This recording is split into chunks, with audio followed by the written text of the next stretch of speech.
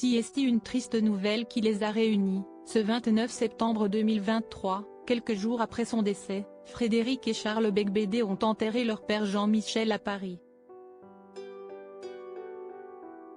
Très soutenus par une foule de gens venus rendre hommage à l'homme d'affaires, les deux frères étaient aussi accompagnés de leurs proches, notamment de leur superbe fille, habituellement très discrète.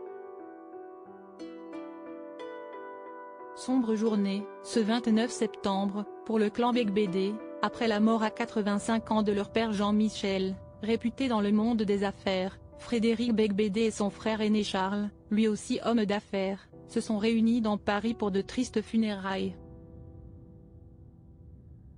Entourés de nombreux collaborateurs et membres de la famille dans l'église Saint-Séverin, 5e arrondissement, tous les deux ont ensuite accompagné leur père vers sa dernière demeure.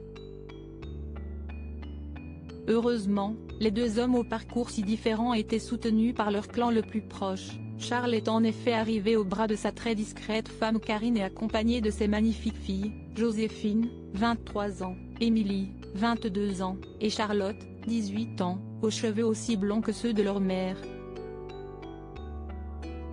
Frédéric Beigbeder, quant à lui, a pris place dans le cortège avec sa fille Chloé, 24 ans, née de son union passée avec Delphine Valette.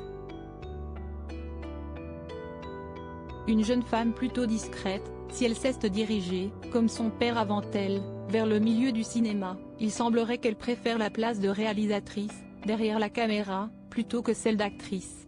Mais avec ses longs cheveux bruns et sa robe noire aux délicats motifs, la jeune fille était superbe aux côtés de son père.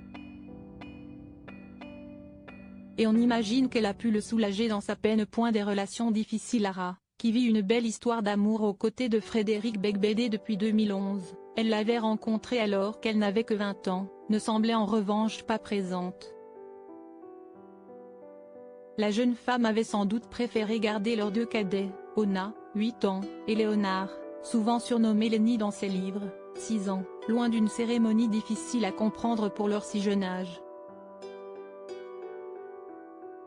Heureusement, Frédéric Beigbeder, pour une fois très sobre dans son costume noir, a pu compter sur sa fille et sur son frère pour enterrer ce père si différent de lui, qui avait divorcé de sa mère 10 ans après sa naissance et avec qui les relations n'ont pas toujours été simples.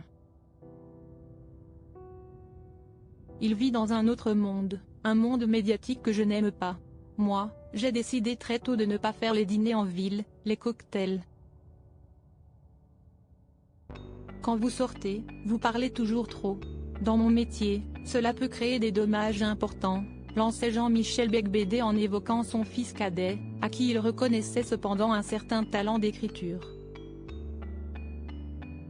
Certes, mais je remets en question sa notion du roman. Des gens qui racontent leur vie avec talent, il y en a des milliers chaque année. Je lui dis, soit Dickens, racontait-il à l'époque. Un père dont les conseils manqueront sûrement à ses fils.